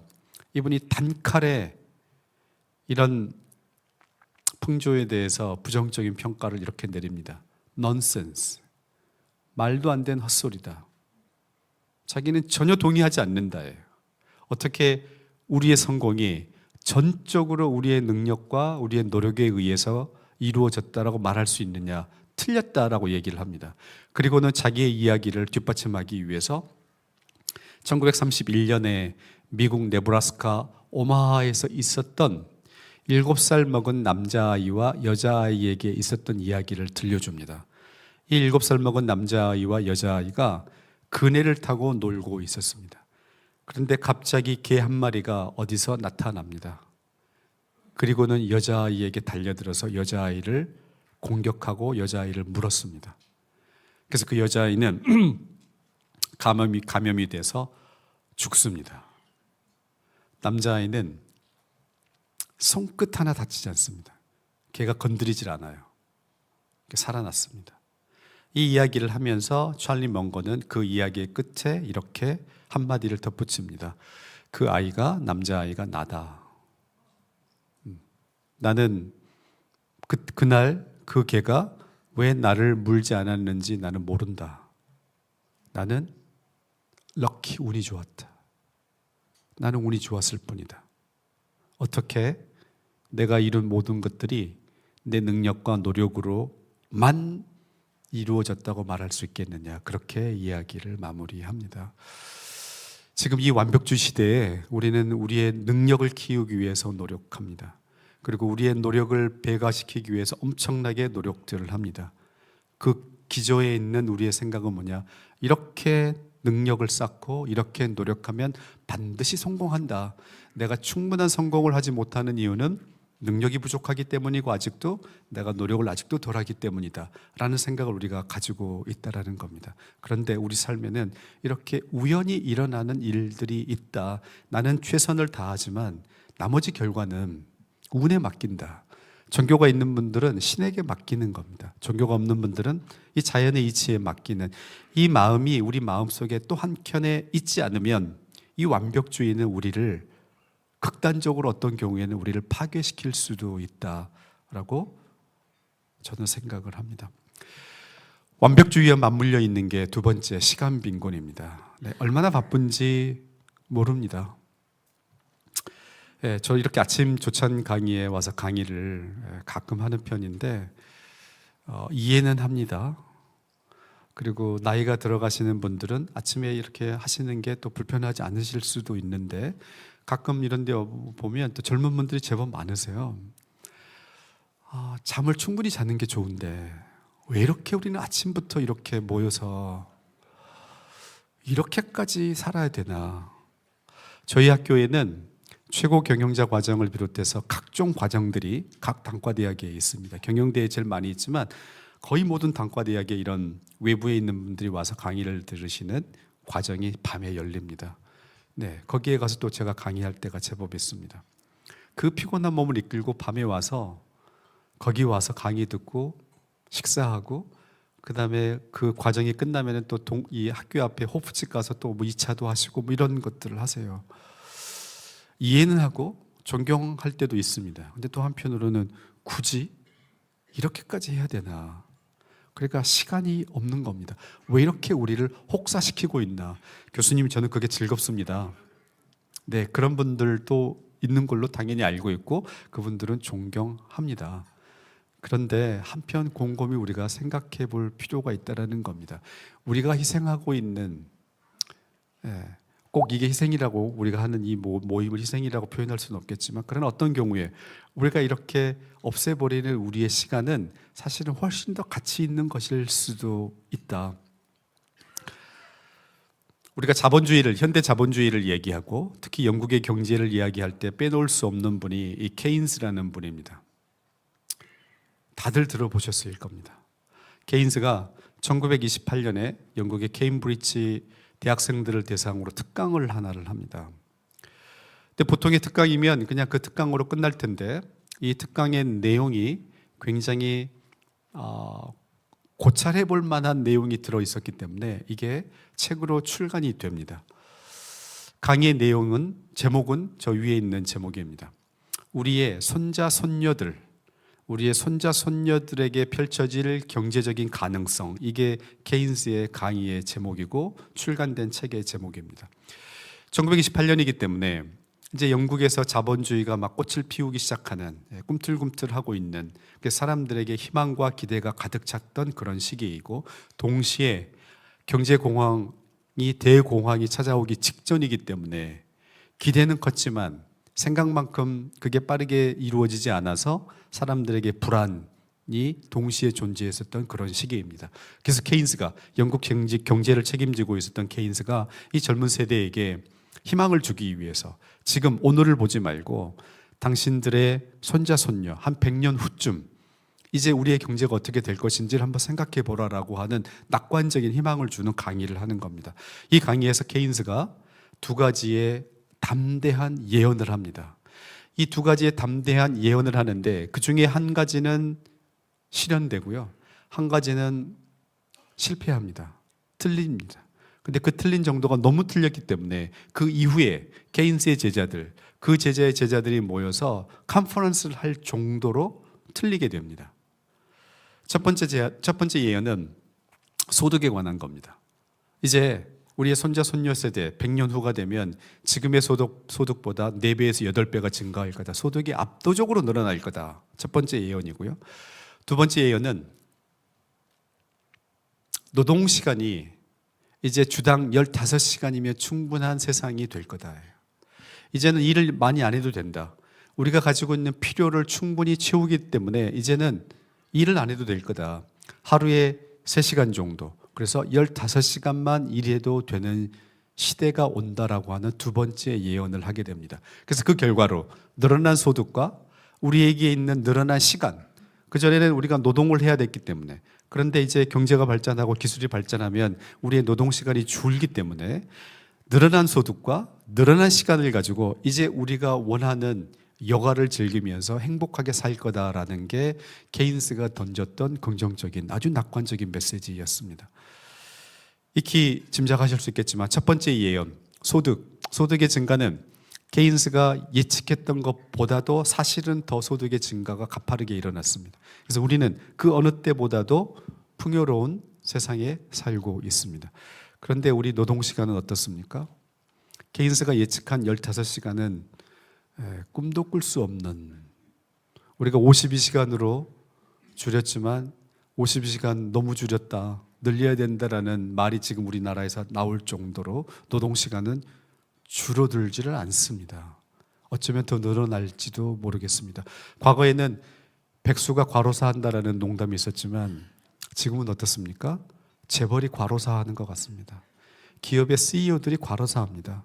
소득이 늘어나고 리더가 되면 될수록 경제적인 풍요로움은 늘어났는데 오히려 바빠서 좋은 삶을 못 사는 일들이 벌어지는, 시간이 없다라는 것과 돈이 많다라는 것과 같이 가는 일들이 벌어지고 있다는 겁니다. 우리는 돈을 벌어서 시간을 살려고 노력을 했습니다. 돈이 많아지면, 여유가 생기면 이제 시간적인 여유가 생겨서 그 시간에 여행도 가고 취미생활도 하겠다라는 게 우리의 생각이고, 지금도 우리는 그런 생각을 가지고 삽니다. 그런데 역설적으로 지금은 소득이 늘어나면 시간이 없어집니다. 오히려 시간이 많은 사람들은 누구냐? 소득이 부족한 사람들이 시간이 더 많은 세대가 됐다는 겁니다. 그 이유는 그러면 실제 우리의 노동시간이, 우리가 해야 되는 노동시간이 늘어났기 때문인가? 그런데 또 곰곰이 생각해 보면 여러 가지 과학기술의 발전으로 인해서 우리에게 생긴 여유시간은 더 늘어났습니다. 과거 우리의 조상들, 그 조상의 조상들에 비해서 우리가 해야 되는 육체 노동은 줄었습니다. 이런 기기의 이 발명으로 인해서 우리는 언제 어디서든지 일을 할 수 있는 그런 시대에 살고 있기 때문에 실제로 우리에게 주어져 있는 시간은 사실은 늘어났는데 왜 우리는 끊임없이 바쁘다라는 말을 입에 달고 살까? 늘어난 노동시간이 그것만이 주 원인인가? 그건 아니다라고 학자들이 이야기를 합니다. 여기에는 우리의 심리적인, 그리고 문화적인, 그리고 기술적인 요인이 존재하고, 그것들을 우리가 좀 통제하지 않으면 어쩌면 우리는 시간이 없다라는 이 굴레를 못 벗어날지도 모른다. 첫 번째 원인, 당연히 아시겠지만 테크놀로지입니다. 이런 스마트폰과 같은 이런 디바이스의 발명으로 인해서 우리는 점점 시간에 얽매여서 살 수밖에 없는 운명이 됐다. 사실 이런 거는 우리에게 자율성을 주는 기계입니다. 왜냐하면 언제나 일할 수 있기 때문에, 어디서나 일할 수 있기 때문에 우리에게 최대한의 자율성을 주는 그런 장치이고, 그 장치 때문에 우리가 그렇게 열광을 했습니다. 근데 여러분 어떻습니까? 지금 강의를 들으시면서 본인의 스마트폰을 한 번도 확인 안 해보신 분들은 별로 많지 않으실 겁니다. 이제 끝나고 일터로 가시면서 차 안에서 스마트폰을 안 열어보시는 분들 많지 않으실 겁니다. 책상에 앉아서 일을 하시면서 1시간 동안 한 번도 스마트폰을 열어보지 않고 일에 집중하시는 분도 그렇게 많지는 않으실 겁니다. 요즘 화장실을 가시면서 스마트폰을 안 가져가시는 분들 거의 없습니다. 심지어 샤워하면서도 스마트폰을 틀어놓고 뭘 보거나 듣거나 합니다. 여행을 가서도 마찬가지입니다. 우리는 어떻게 이 기계의 노예가 됐을까? 리더가 되면 될수록 우리에게 필요한 것은 어떤 충분한 시간을 떼서 집중하는 시간이 필요합니다. 리더가 바빠 보이는 것, 여기저기 다니고 수시로 미팅을 하는 이런 모습은 멋져 보일지 모르고 우리에게 어떤 도파민을 줄지 모릅니다. 내가 열심히 일하고 있고 나는 중요한 사람이구나. 그러나 그걸로 인해서 우리의 내면은 점점 황폐해지고 있다는 것도 알 필요가 있을 것 같습니다. 그래서 리더가 되면 될수록 우리는 이 기계로부터 조금 우리를 분리시키는 일들을 의도적으로 좀 하실 필요가 있습니다. 의도적으로 1시간 정도는 꺼놓으시는 것, 의도적으로 밤에 주무실 때는 충전을 거실에서 하시는 것, 이걸 가지고 침실에 들어가서 충전을 하시면 자기 전에 이거를 안 보기는 굉장히 어렵습니다. 이 기계로부터 우리를 조금 해방시키는 작업이 필요해 보입니다. 두 번째 이유, 이미 제가 말씀을 드렸는데 신조어죠. 워키즘. 일이 우리를 구원할 것 같은, 일이 이제 새로운 종교가 됐습니다. 우리는 일에서 우리의 정체성을 발견하고 일이 우리를 해방시킬 줄 거라는 어떤 믿음을 가지고 살고 있는 것처럼 보입니다. 그래서 우리는 잘 살기 위해서 일을 한다고 생각을 하고 그렇게 믿고 있는데 실제 우리의 삶을 보게 되면 일하기 위해서 사는 것처럼 보입니다. 그리고 바쁘다라고 하는 것이 우리의 지위의 상징이 됐습니다. 그래서 리더분들에게 조언을 드립니다. 회의 많이 잡지 마시라. 꼭 필요한 경우가 아니면 회의 잡지 마시고 그 시간을 이용해서 본인이 고민하시고 본인이 그 문제를 푸는 걸 하시면 좋은데, 리더가 되면 가장 쉬운 게 뭐냐면 회의를 소집하는 겁니다. 그게 제일 쉬워요. 근데 그게 가장 게으른 방법인 것 같습니다. 제가 해보니까 무슨 문제가 있으면 누구누구 모이세요. 이거 한번 고민해 보시고 저한테 가져오세요. 그리고 그걸 보고받는 회의를 또 만듭니다. 그게 잘 안 되면 또 다른 회의를 만듭니다. 회의는 꼭 필요한 수준으로 줄여야 되는데 그렇게 하게 되면 우리가 불안한 겁니다. 아랫사람이 나를 보고 일을 안 한다고 생각할 것 같은 두려움이 우리에게 있는 겁니다. 늘 오피스에 있어야 될 것 같고 늘 누구를 만나야 될 것 같고 늘 회의를 해야 될 것 같은 불안이 우리에게 있는데 그 생각을 조금 내려놓으실 필요가 있다. 세 번째, 이제 오늘 이 시간과 관련해서 이 룸에 있는 분들에게 제일 추천하고 싶은 이제 삶의 모토입니다. 돈으로 시간을 좀 사셔라. 우리는 time is money, 시간이 돈이다라는 모토를 가지고 살아왔습니다. 그러니까 우리의 시간을 희생해서 일을 합니다. 조금이라도 시간을 더 내서 잠을 줄이고 조금 더 일찍 일어나서 점심도 일하면서 먹으면서 그 시간을 아껴서 돈을 버는 것에 우리가 집중해 왔고 그 결과로 지금 우리가 이런 풍요로움을 사실 누리고 있다고 해도 과언이 아닙니다. 그런데 time is money이면 뒤집어서 money is time도 성립되는 말입니다. 우리가 돈을 버는 이유는 시간을 확보하기 위해서입니다. 돈으로 시간을 산다. 지금 보여드리고 있는 이 화면에 등장하는 이 여성분은 하버드 경영대학에 있는 애슐리 윌런이라고 하는 교수입니다. 이분은 심리학으로 박사학위를 받았는데 이 여분의 연구 주제는 시간입니다. 시간 빈곤이 얼마만큼 우리의 정신 건강에 안 좋은지, 그리고 그 대안으로 이분이 얘기하는 게 뭐냐면 돈으로 시간을 사야 된다는 겁니다. 시간은 파는 게 아닌데 돈으로 시간을 산다는 게 뭐냐? 이분뿐만 아니라 이 주제를 연구한 학자들의 이야기는 이렇습니다. 기업에서 그 기업이 직접 하기 어려움, 혹은 기업이 직접 하게 되면 비효율적인 어떤 일들 우리가 아웃소싱 할 때가 많이 있습니다. 아웃소싱을 효과적으로 하는 게 그 기업의 굉장히 중요한 성공 전략이듯이 개인이 직접 하게 되면 별로 즐겁지도 않고 별로 의미가 없는 일들이 있을 때 그걸 아웃소싱 해라. 때로는 가사 도우미를 써라 해요. 그리고 그 시간에 다른 걸 해라. 로봇 청소기를 사라. 그리고 그 시간에 당신은 쉬든지 당신의 취미 생활을 하든지, 때로는 다이렉트로 가는 비행기를 타라. 돈을 아끼기 위해서 여러 번 경유하지 말고 시간을 세이브하기 위해서 돈을 써라 해요. 그래서 우리 머릿속에 돈이 물론 중요하긴 하지만 시간이 그만큼 중요하다, 때로는 시간이 그보다는 더 중요하다는 생각을 해라라고 이분이 이야기를 하고, 실제로 그렇게 살고 있는 사람들의 정신 건강이 좋다라는 겁니다. 행복에 대해서 외부에서 강의 요청을 받을 때가 있습니다.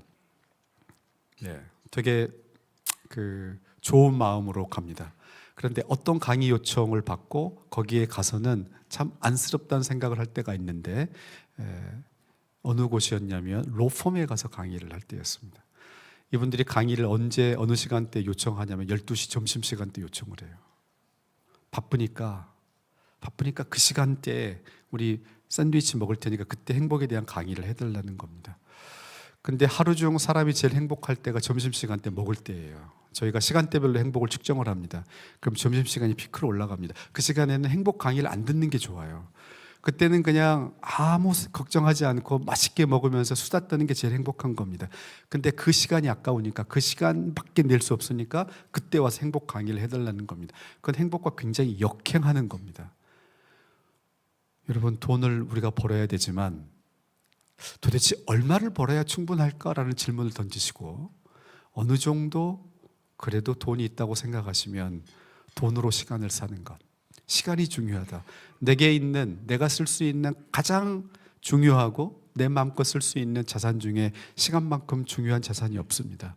이 시간을 확보하는데 돈을 꼭 쓰셨으면 좋겠습니다. 완벽주의와 그 완벽주의의 부산물로 나타나는 이 시간 빈곤이 이제 결합이 돼서 긍정적으로 작동할 때도 있지만 부정적으로 작동할 수 있고, 그 부정적으로 작동을 하게 되면 때로는 극단적인 피해가 리더 개인에게 일어날 수 있습니다. 이제 그 이야기를 해드리려고 합니다. 지금까지 얘기를 들으시면 다 맞는 얘기이고 뭐 하는 게 좋게 생각을 하시는데, 이 완벽주의와 시간 빈곤이 여기에 들어가 있는 스트레스까지 결합을 해가지고 어떤 일이 일어날 수 있는가. 2023년 5월 13일 아주 날씨가 좋은 봄날이었습니다. 그날 오후 3시에 어떤 사람이 강남구 신사동에 일을 보러 나왔다가 급성 심근경색으로 쓰러집니다. 이분은 하고 있는 일이 3가지입니다. 일이 너무 많았던 거죠. 이분은 운동을 열심히 하는 편이었습니다. 일주일에 2번 이상을 PT를 받았고요. 담배는 피우지 않았고, 담배는 대학 다닐 때 혹시 80년대 학번들 계시면 아시겠지만 그때 장미라고 하는 순한 긴 담배가 있었습니다. 그 장미라는 담배를 2번 피워보고 맛이 없어서 그 이후로는 담배를 피우지 않았던 사람입니다. 술 거의 마시지 않고 식사 자리에서 와인을 아주 즐기는 그 정도입니다. 가족력 없고 고혈압 없고 당뇨 없고 콜레스테롤 높지 않고. 근데 이분이 그날 봄날 극도의 통증을 느끼고 쓰러집니다. 너무나 강력한 통증, 이 심근경색이 온 겁니다. 그런데 운이 좋게 그 옆에 있던 그 가게 종업원에게 도움 요청이 가서 구급차가 와서 큰 병원으로 빠르게 이송이 돼서 스텐트 시술을 받고 살아나는 일이 있었는데, 짐작하시겠지만 그게 저입니다. 지금은 제가 이렇게 아주 멀쩡한 모습으로 강의를 하고 있지만, 그날 토요일 날 오후 3시에 제가 오전에 저희 연구소에서 하는 일이 이런 행복, 이런 정신건강, 그리고 삶에 대한 좋은 가치를 어릴 때부터 배우면 좋으니까 초중고등학교에 있는 그 교사들을 서울대에 불러서 가르치는 일을 합니다. 그리고 그분들로 하여금 학교에 돌아가셔서 저희가 만든 행복 수업이라는 커리큘럼을 가지고 학생들을 가르칠 수 있도록 하는 프로그램을 지금 10년 넘게 해오고 있습니다. 교사들도 평상시에는 바쁘니까 저도 그렇고, 그래서 주로 주말이나 방학 때 이런 프로그램을 하는데, 주말이면 늘 그런 프로그램을 또 돌립니다. 그래서 오전에 그분들 대상으로 3시간 강의를 하고, 학교 구내식당에서 쪼그리고 앉아서 그때 김치찌개인지 뭔가를 이렇게 먹고, 그리고는 신사동에 볼 일이 있어서 나와서 일을 거의 다 마쳤는데, 혹시 여기 심근경색 경험 있는 분들이 계신지 모르겠지만 이게 증상이 여러 가지로 옵니다. 근데 저에게는 이 어깨와 겨드랑이 쪽으로 이루 말할 수 없는 통증이 순식간에 몰아쳤습니다. 너무나 강한 통증이었습니다. 그냥 어디가 뻐근하고 아프고 이런 게 아니고 죽을 것 같은 통증이 저에게 왔고, 순간적으로 이 통증이 너무 강했기 때문에 심장마비가 내게 오고 있구나라는 생각이 들었습니다. 제 주변에 가족 중에 그런 분도 없지만 이 심장마비가 오면 강한 통증이 온다라는 것을 어디서 제가 들은 게 있어서 나에게 지금 심장마비가 오고 있다라는 거를 그냥 직감하게 된 겁니다. 근데 너무 감사하게도 그리고 운 좋게도 의식은 있었습니다. 너무 아프니까 몸이 쓰러집니다. 대굴대굴 구릅니다. 이거 어쩔 수가 없어요. 너무 아프니까. 그래서 그 종업원에게 빨리 구급차를 불러달라고 얘기를 하고 저는 뭐 거의 혼절한 상태입니다. 사람들이 달려들어서 심폐소생술을 하고 토요일 낮 3시 강남 한복판에서 구급차가 빨리 올 리가 없죠. 30분 이상 걸렸고 구급차가 왔고 의식은 여전히 저는 있었고 그래서 제가 구급차 대원에게 내가 심장 문제가 생긴 것 같으니까 한남대교 바로 건너가면 대학병원 순천향대학병원이 있으니까 여기저기 병원 데리고 다니지 마라. 왜냐하면 그때가 대구에서 그런 사건이 나서 사망한 사고가 났고 그게 뉴스에 나왔던 그런 시점이기 때문에 제 머릿속에 나를 이 병원 저 병원 데리고 다니면 나는 죽는다라는 생각이 있었기 때문에 무조건 큰 병원으로 데리고 가라. 나중에 들었는데 그 구급차 대원이 이제 순천향대학병원 응급실에 전화를 했는데 베드 한 자리가 있으니까 와도 된다라는 콜사인이 떨어져서 이제 거기로 이제 후송이 됐습니다. 나중에 찍은 사진을 보니까 이 심장으로 가는 관상동맥이 크게 3개가 있는데 2개가 완전히 막혀 있어서 나중에 퇴원할 때 그 교수님이 저한테 이제 제가 교수라는 것도 나중에 알게 되셨고 하니까 이제 진지하게 조언을 해주세요. 교수님이 이렇게 악성으로 오게 되면 그리고 막힌 위치가 되게 까다로웠습니다. 이렇게 악성으로 오면 50%는 병원에 오지 못하고 죽습니다. 그리고 40%는 병원에 와서도 죽습니다. 시술 도중이나 혹은 시술을 받아도 이거 첫날 밤 못 넘기고 죽습니다. 걸어서 나가는 통계는 10% 정도 됩니다. 그러니까 이제 돌아가시면 아무것도 하시지 말고 모든 보직 내려놓고 그렇게 사셔야 됩니다라고 저한테 이야기를 했습니다. 시술을 받고 이 사진은 이제 회복실로 옮겨왔을 때 저희 가족이 다 연락을 받고 이제 막 놀래서 막 왔겠죠. 이제 제 와이프가 이제 왔을 때 제가 기념으로 사진 하나 찍어 놓아라. 나중에 강의에 써야 되겠다 해서 찍어 놓은 사진입니다. 시술을 마치고요. 이 회복실을 거쳐서 이제 중환자실로 들어갑니다. 중환자실에 있으면서 너무 놀라운 경험을 했습니다. 이제 새벽에 들어갔습니다. 새벽에 들어갔는데 제 앞에 침대가 3개 있고 제 라인으로 또 침대가 3개 있고 끝에 제가 이렇게 있는데요. 새벽이니까 다들 주무시고 계셨습니다. 너무 편안하게 주무시고 계시더라고요. 근데 다음 날이 됐는데도 이분들이 깨어나질 않아요. 이분들은 코마 상태에 그냥 유지만 하고 있는 겁니다. 중환자실에는 화장실도 없더라고요. 왜냐면 움직일 수 없기 때문에. 그래서 저도 뭐 기저귀 차고 다 장치하고 움직이면 안 되는 상태에서 근데 저만 식사할 때 뭘 먹습니다. 그래서 제가 간호사분에게 아이고 저만 여기서 뭘 먹네요. 이분들은 진짜 중환분인 것 같습니다. 그랬더니 아유 환자분도 중환자세요 이러시더라고요. 이렇게 하더라고요. 아무튼 그 과정을 거쳐서 이제 퇴원 이후에 조금씩 회복을 해서 지금은 이제 거의 정상 수준으로 돌아와 있습니다. 이 사진은 제가 이때는 1차 때는 응급 상황이기 때문에 오른쪽 허벅지 안쪽 혈관을 타고 들어가서 스텐트 시술을 했고 그래서 미세혈관들이 막혀 있는 거는 조치를 못했기 때문에 2달 있다가 이제 제가 늘 가는 서울대병원에서 오른쪽 손목을 뚫고 들어가서 나머지 혈관들을 정리했었던 그 사진입니다. 제가 이걸 겪고 제 인생도 바뀌지만 주변 사람들에게 그리고 이런 강의할 때 꼭 당부를 드립니다. 나한테는 이런 일이 안 일어날 거다라고 결코 생각할 수 없다. 저야말로 이런 일이 가장 안 일어날 것처럼 생각되는 부류의 사람입니다.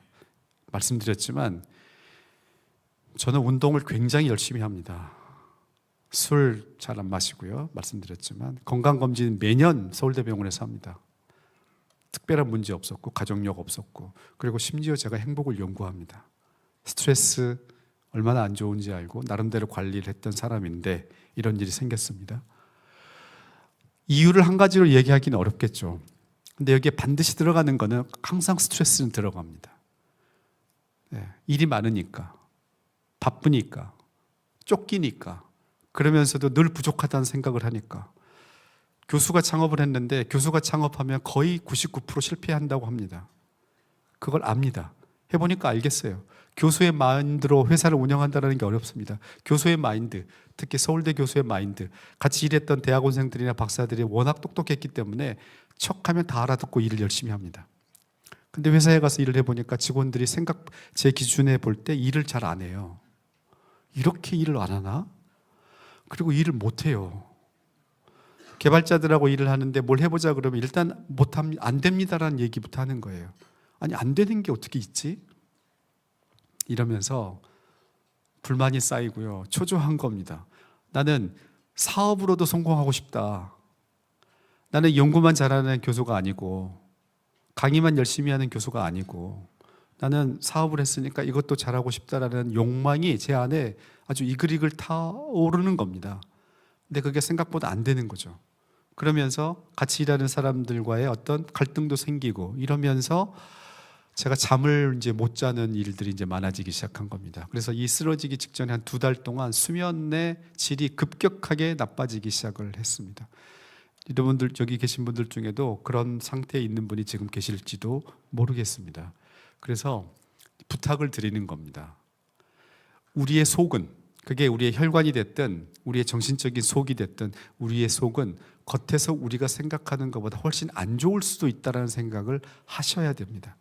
근데 저는 제 삶을 완벽하게 컨트롤하고 있다는 생각을 했습니다. 스트레스가 있지만 나는 완벽하게 이걸 해결하고 있다. 왜? 운동 열심히 한다. 피곤할 때마다 운동하고 격렬하게 하고 종교도 있고 가족하고 관계도 좋고 심지어 행복도 연구하고 나는 문제가 없다. 이런 생각을 하면서 살았던 겁니다. 굉장히 건방진 생각이었고 오만한 생각이었고 그래서 기업에 있는 리더분들에게 부탁을 드리는 겁니다. 이런 일이 벌어지면 어떻게 되느냐? 여러분, 이런 일이 벌어지면 어떻게 되냐면요. 시술대에 이제 누워 있습니다. 저는 너무나 운이 좋았던 게 토요일 날 오후였으니까 교수가 안 계셔서 수술해 주시는 분이 전공의가 해도 되지만 되게 까다로운 위치였기 때문에 조금 더 전문성이 있는 교수가 해주는 게 필요한데 어떻게 병원에서 연결이 돼서 그 심장 수술하시는 교수님에게 연락이 갔는데 마침 그분이 오전에 병원에 나왔다가 그 근처에서 일을 보고 차를 몰고 대기 분당이셨던 것 같아요. 그래서 경부고속도로 타기 직전이었는데 연락을 받은 겁니다. 그래서 운 좋게 빨리 돌려셔가지고 이제 해주신 거죠. 그 기다리는 동안 이제 응급처치는 했기 때문에 통증은 많이 사라졌는데 그 기다리는 동안 시술대에 이렇게 누워 있습니다. 한편으로는 수치스러운 상황입니다. 왜냐하면 오른쪽 혈관을 뚫어야 되기 때문에 제모를 한 상태고 빨가벗겨진 상태로 누워 있습니다. 그런 걸 생각할 수 없는 그런 상황이기도 하지만 한편으로는 수치스럽고 그러나 또 한편으로는 anytime 어느 순간이든지 내가 죽을 수도 있다는 생각을 하고 있는 그런 상황이에요. 그런 상황이니까 무슨 생각이 들었을까? 사람들이 궁금해합니다. 행복을 연구하는 사람이니까 인생에 대해서 행복에 대해서 깊은 깨달음을 얻었을 거라고 생각하고 질문을 저에게 합니다. 그래서 교수님 무슨 생각을 하셨습니까? 멋진 생각을 제가 했다라고 얘기를 해드리면 좋은데 저는 그런 생각이 전혀 안 들었습니다. 연구소 생각도 안 들었고요. 같이 하고 있는 연구의 어떤 프로젝트 생각도 안 들었고 회사 생각도 전혀 안 들었고 오직 든 생각은 아파트 대출금. 네. 저에게는 그게 너무나 중요했습니다. 내가 죽으면 누가 갚나? 어떻게 무책임하게 남편과 아빠가 본인은 뭐 어디 교수고 책도 쓰고 겉으로 뭐 이렇게 알려지고 본인은 좋았을지 모르지만 도대체 이렇게 무책임하게 떠나고 이러면은 이건 누가 해결하나라는 생각이 들었고 살아야 되겠다. 죽음 앞에 갔을 때 무슨 생각이 들지 우리가 개념적으로 생각하는 멋진 죽음이 아닐 수 있다는 겁니다. 피해는 고스란히 본인에게 일단 비극이고요. 여러분 가족에게 그리고 주변 사람들에게 피해가 갑니다.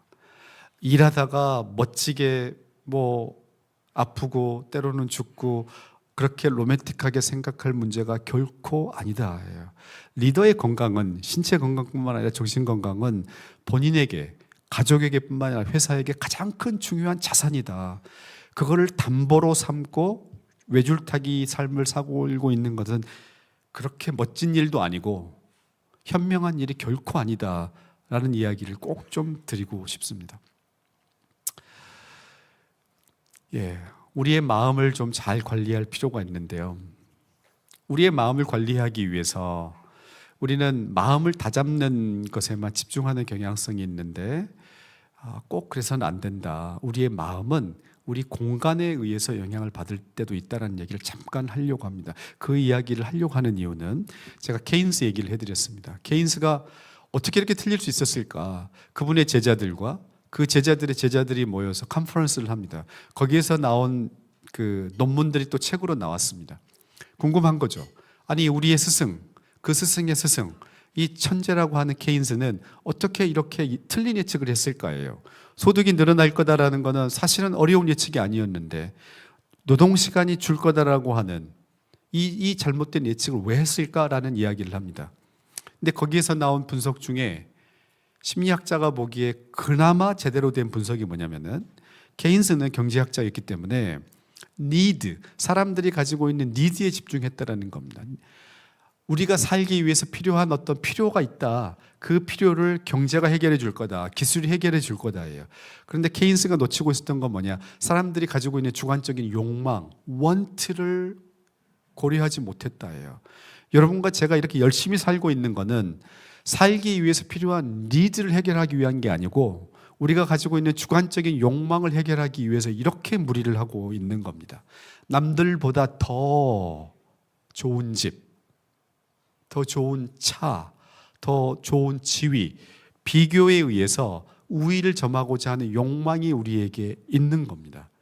그 욕망이 얼마나 강력한 것인지를 경제학자들이 놓치고 있었던 겁니다. 그냥 눈에 보이는 니드만을. 그러니까 결국 우리의 멘탈 관리의 핵심은 우리의 욕망을 어떻게 우리가 이해하고 관리하느냐의 문제입니다.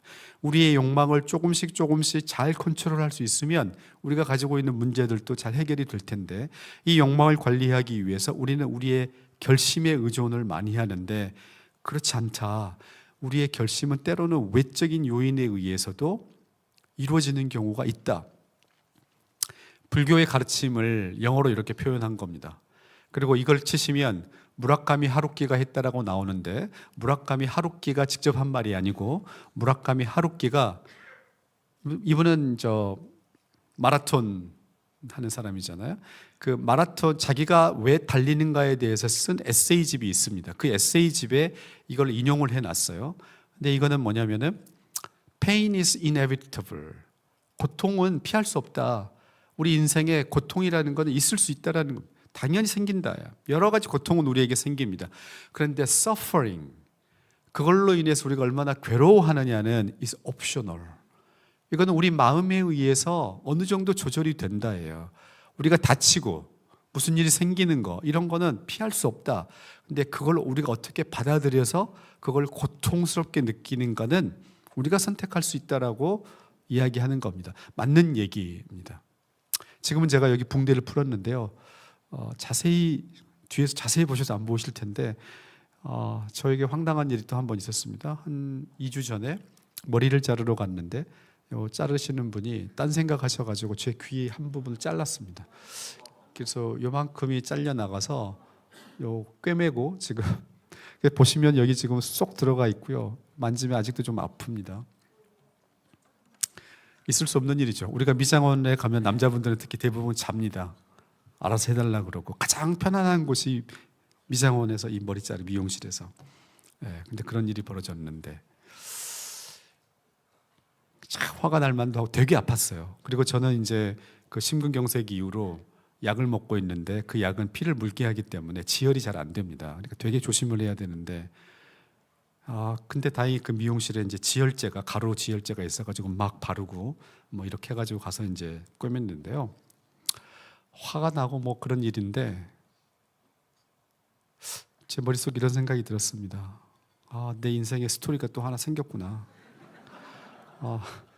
제가 보통 그 전에 강의할 때는 제 개인적인 얘기들은 안 하고 연구를 가지고 얘기를 합니다. 그래서 좋아하시는 분도 있지만 어떤 분들은 좀 지루하다고 생각하는데 이제 나도 내 개인적인 스토리가 생겼다. 그리고 나는 이제 심리학계의 고흐가 됐다. 그리고 이제 이거 붕대를 하고 이제 사람들 만나니까 사람들이 계속 물어보잖아요. 제가 내성적이기 때문에 사람들 만나는 거 별로 좋아하진 않습니다. 이런 조찬 강의 있으면 딱 시간 맞춰서 옵니다. 미리 와서 식사하자라는 거 절대 하지 않습니다. 이 테이블에 모르시는 분들하고 식사하는 거가 불편하기 때문에. 근데 아무튼 사람들 만나면 물어보잖아요, 이거를. 그럼 얘기를 해줍니다. 아, 아이스 브레이킹 하기 너무 좋구나. 그래서 좀 잘 극복할 수 있었습니다. 굉장히 사실 짜증나는 일이었음에도 불구하고. 자, 그런데 이런 마음이 어떤 극적인 그런 어떤 죽음 앞에 가본 경험 때문에 마음 관리가 쉬워지는 것도 있지만 사실은 공간이 어떤 공간에 가게 되면 어떤 마음이 우리에게 자연스럽게 들 때가 있어요. 그걸 우리가 활용을 해야 되는데 우리는 그냥 마음만을 관리하려고 노력을 한다는 겁니다. 이런 고민 많이 합니다. 아, 집에서는 왜 이 맛이 안 날까? 아, 거기서 그렇게 맛있게 먹었던 건데 집에서 해 먹으면 왜 안 되지? 그거는 뭐 요리 솜씨의 차이일 수도 있지만 똑같은 걸 사와도 집에서는 왜 이 맛이 안 날까? 또 다른 말로 표현하게 되면 왜 와인은 파리에서 마시면 맛있을까? 아, 똑같은 와인인데 집에서 먹으면 이 맛이 안 나지? 우리 이런 경험을, 이게 우리의 고민 중에 하나잖아요. 왜 그러느냐? 그렇죠? 그 공간이 주는, 그 공간 전체가 주는, 그것이 우리의 감각을 통해서 주는 즐거움이 있고 그 속에 와인이 들어가 있기 때문에 그렇습니다. 며칠 전에 몇 년 전에 했던 드라마를 우연히 제가 어느 한 장면을 보게 됐습니다. TV를 돌리다가. 그런데 거기 나오는 대사가 너무 아름답고 훌륭해서 진짜 좋은 글을 읽는 듯한 느낌이 있어서 처음에 그 드라마가 뭔지도 모르고 그 채널을 한 10분 보다가 나중에 그 드라마가 동백꽃 필 무렵이라는 드라마였다는 걸 알게 된 겁니다. 한 6년 전에 했던 드라마인 것 같아요. 그래서 한 일주일 동안 그 드라마를 다시 다 보게 됐습니다. 그 한 장면을 보여드리려고 합니다. 왼쪽에 있는 배우가 강하늘이라는 배우입니다. 처음에는 강하늘이 누군지를 몰랐는데요. 이 강하늘이라는 배우가 이제 자기 고향에 경찰로 부임을 하게 된 거고, 오른쪽에 있는 사람이 그 동네 파출소의 소장입니다. 두 사람이 점심 식사를 하고 나와서 골목에 사는 대화입니다. 처음 왔는데 뭐 이런 얘기 저런 얘기를 이제 하면서 강하늘이 이런 얘기를 합니다. 서점에 가면 인간의 이 마음, 심성이 아주 부드럽고 약해진다. 뭐 이런 얘기를 하고, 그리고는 서점에 가가지고 누구를 보느냐? 여자 주인공 공효진을 보게 되고 거기서 이제 반하게 되는 그 장면인데 한번 보겠습니다.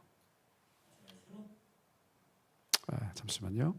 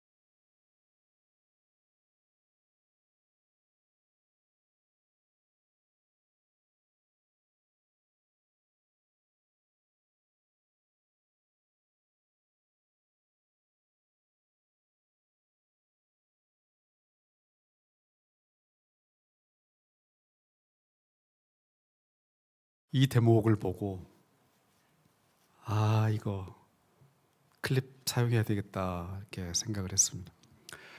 공효진을 보고 이렇게 이야기를 하죠. 서점이 아니라 게장집에서 봤더라면 어땠을까? 여러분, 게장집에서 저 공효진이 비닐장갑을 끼고 게장을 뜯고 있는 모습을 봤더라면 반했을까? 아니었을 수도 있는 겁니다. 서점이라고 하는 공간에서 봤기 때문에 거기에서 본 이 여자 주인공이 멋있어 보였을 겁니다. 와인이 파리에서 맛있는 이유입니다. 우리는 훌륭한 도서관에 가면요, 책을 읽고 싶은 마음이 저절로 생깁니다. 호프집에 가면 책 읽고 싶은 생각이 잘 안 생깁니다. 거대한 성당에 가게 되면 우리 마음이 경건해지고 비록 종교가 없더라도 기도하고 싶은 마음이 생깁니다. 자연에 가게 되면 내가 결심하지 않았더라도 그 속에서는 조금 더 욕심을 버리고 살아야 되겠다라는 생각이 듭니다. 어린 아이들이 있는 유치원에서 아이들이 깔깔거리고 놀고 있는 모습을 보고 그 웃음소리를 들으면 우리 안에 모든 사람을 사랑해야 되겠다라고 하는 그런 마음이 생깁니다. 우리의 마음은 우리가 컨트롤할 수 있는 게 아니고 우리가 컨트롤할 수 있는 게 되게 약합니다. 근데 우리의 공간들이 우리의 마음을 그렇게 만들어냅니다. 리더가 되면 될수록 우리는 이런 생각을 합니다. 한 곳에서 집중해서 일을 해야 되겠다. 근데 그 생각과 함께 동시에 이 생각을 하셨으면 좋겠어요. 다양한 공간에 가서 내 안에 있는 어떤 세포들을 깨워야 된다예요. 내 안에 있는 어떤 건강한 잠재력이 있는데, 그때 어떤 생각의 씨앗들이 있는데, 결심의 어떤 씨앗들이 있는데 내 결심으로는 이게 안 돼. 그 서점에서 이런 마음들을 깨우시고,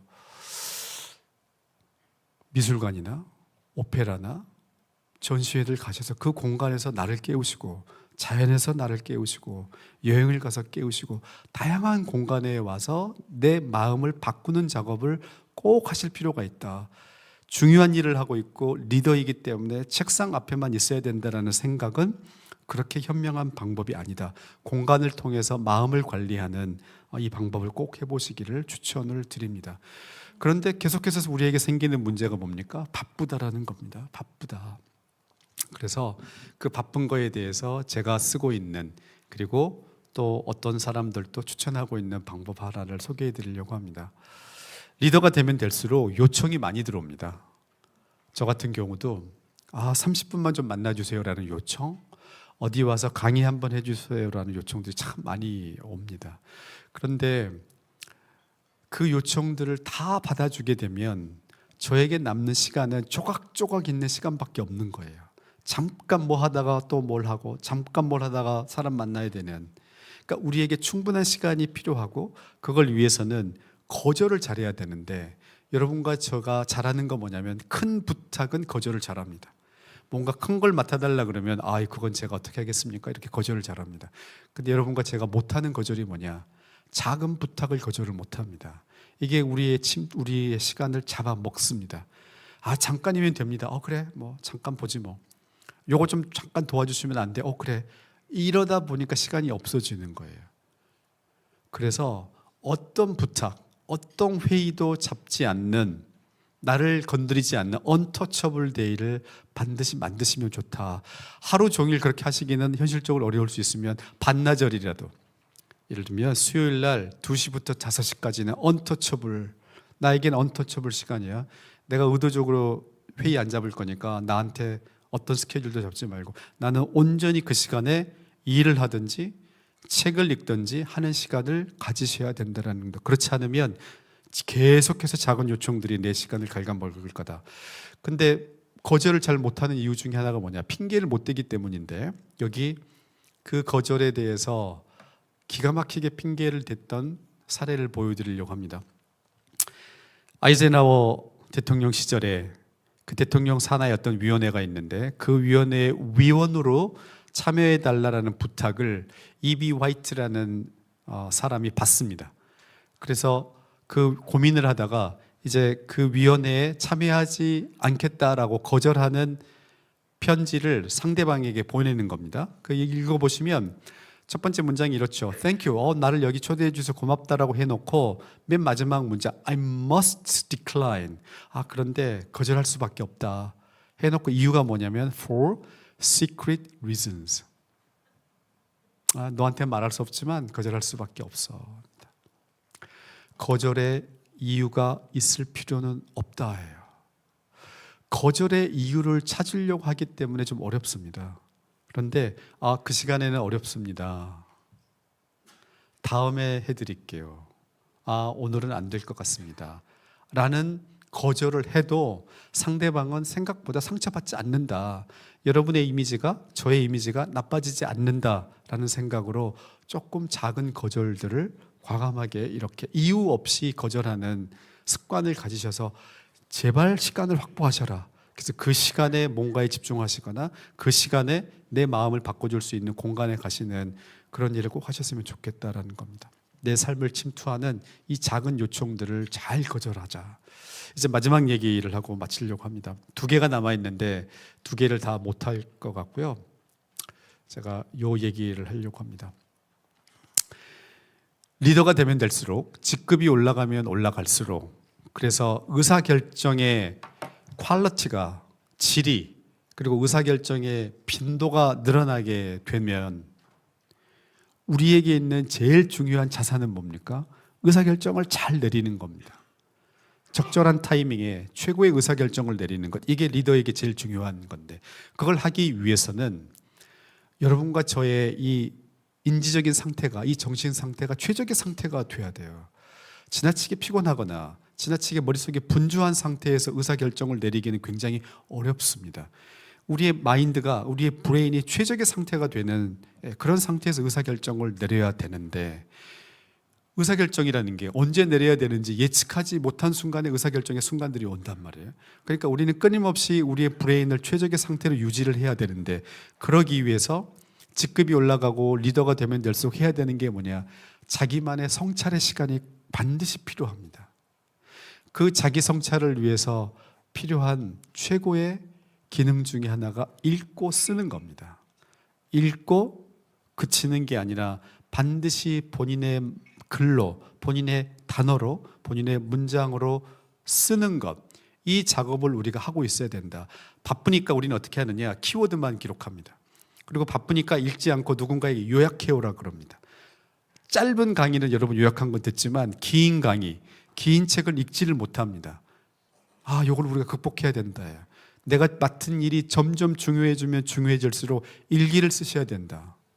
일기 쓰는 게 버거우면 주기라도, 일주일에 한 번이라도 쓰셔야 된다. 읽고 쓰는 습관을 가지셔야 된다. 읽고 쓰는 거는 작가들만의 혹은 교수들만의 전유물이 될 수 없다예요. 우리 분야는 책 읽는 게 그렇게 필요하지 않습니다. 우리는 현장이 중요합니다. 틀린 얘기입니다. 어떤 일이든지 그 일의 리더는 성찰의 어떤 힘을 가지고 있어야 돼요. 그러려면 읽고 반드시 쓰셔야 된다. 노벨 문학상, 너무나 사실 엄청난 경사였죠. 작년 연말 계엄 때문에 묻히긴 했지만 어마어마한 일이 벌어진 겁니다. 근데 그 발표 나기 전에 인터뷰가 있었고, 그 인터뷰 기사가 매일경제에 실렸습니다. 근데 그 기사가 굉장히 좋았어요. 다시 한번 여러분 관심 있으면 한번 보십시오.